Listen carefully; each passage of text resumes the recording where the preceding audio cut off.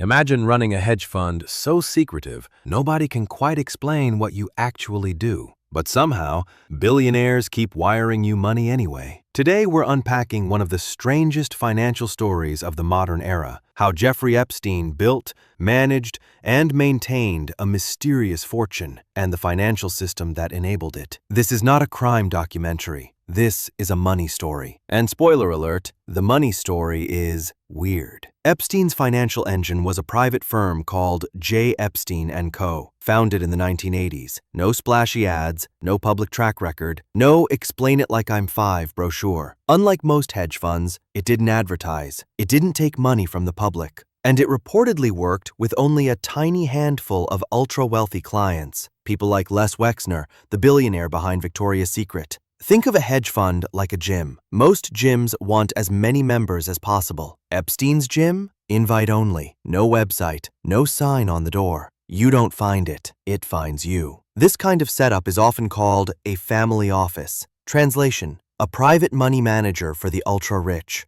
Less regulation, less disclosure, way fewer questions. The result? Minimal reporting, maximum mystery. And a financial operation that, on paper, barely existed. Meanwhile, ordinary Americans are clocking in, saving what they can, trying to beat inflation with a checking account and a prayer. Two economies, same country. One world runs on paychecks. The other runs on whispers. Epstein wasn't just managing money, he was managing access. In finance, there's a hidden currency more powerful than cash: connections. He floated between billionaires, Wall Street, academia, and philanthropy, donations to universities, funding for research, elite dinner parties where reputations are traded like business cards. Economists call this reputation leverage. Simple version: if powerful people take your calls, others assume you're legit. It's a feedback loop. Money, access, status, more money. Like getting verified on social media, except instead of a blue check, you get blind trust. In high finance,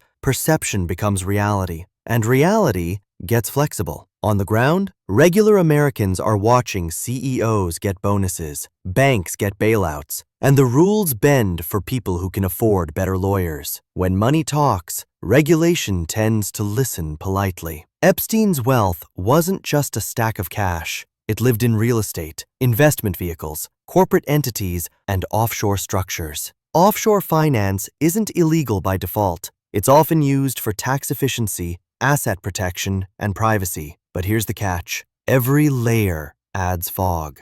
Imagine trying to follow money through a maze of shell companies, trusts, and foreign accounts. Each turn makes the trail colder. Each layer puts more distance between the money and the person pulling the strings. This creates a compliance nightmare for banks. Who actually owns this money? Where did it come from? And who's responsible if something goes wrong? Financial term of the day: opacity. That's when the system is so complex, nobody can see clearly on purpose. When money hides, accountability gets lost. By the mid-2000s, the questions started getting louder. Investigations, scrutiny, and a system that suddenly looks very uncomfortable explaining itself. The bigger story isn't just about one man. It's about how the financial system treats wealthy, well-connected clients.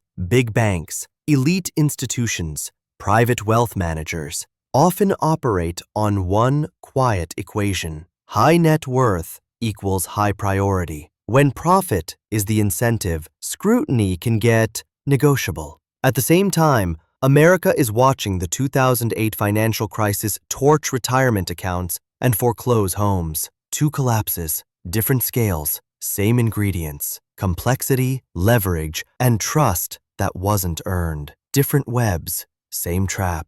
So the real question isn't just, how did Epstein make his money? It's, why did so many powerful financial systems accept not really knowing? Because in high finance, opacity isn't a bug, it's a feature. And when money moves quietly, accountability tends to whisper. If you want more deep dives into the strange side of money, power, and financial systems, hit subscribe. And remember, in finance, the most important numbers are often the ones you're not allowed to see.